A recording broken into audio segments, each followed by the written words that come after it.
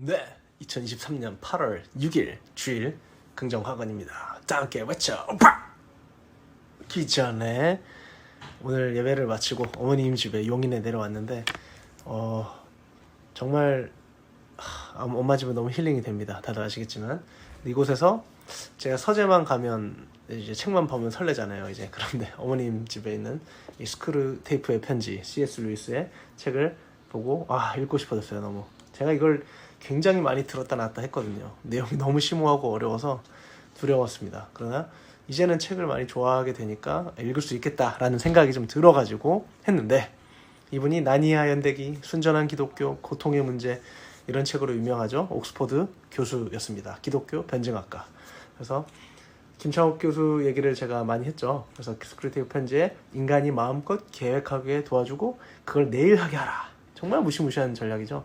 그래서 저도 그 말만 듣고 하지 말고 제가 읽고 싶었어요. 그래서 펼쳤고 지금도 블로그에 올리고 나서 이거를 제가 한번 나누고 싶었습니다.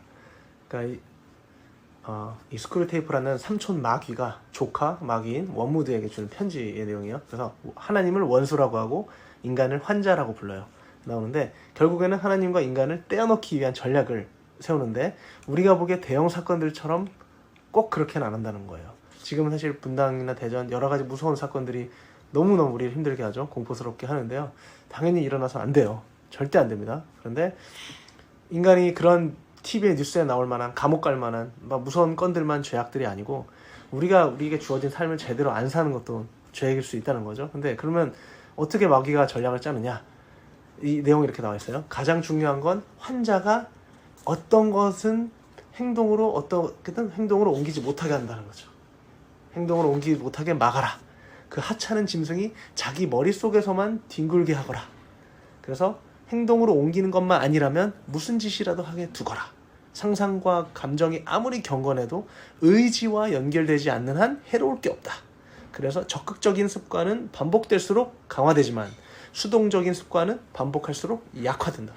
그래서 느끼기만 하고 행동하지 않은 경우가 많을수록 점점 더 행동할 수 없게 될 뿐 아니라 결국에는 느낄 수도 없게 된다라는 게 이 편지예요.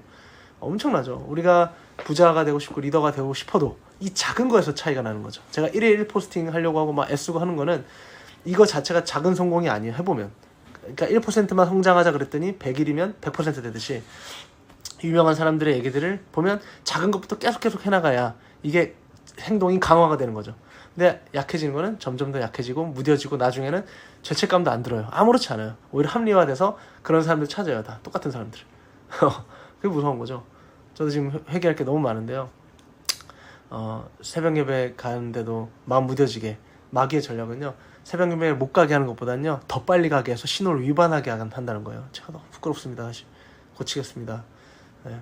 하여튼 이 전략을 알고 깨어서 겸손한 마음으로 정말 기도하는 마음으로 살았으면 좋겠습니다. 자, 긍정학은 제가 업데이트했는데 다시 외치겠습니다. 1.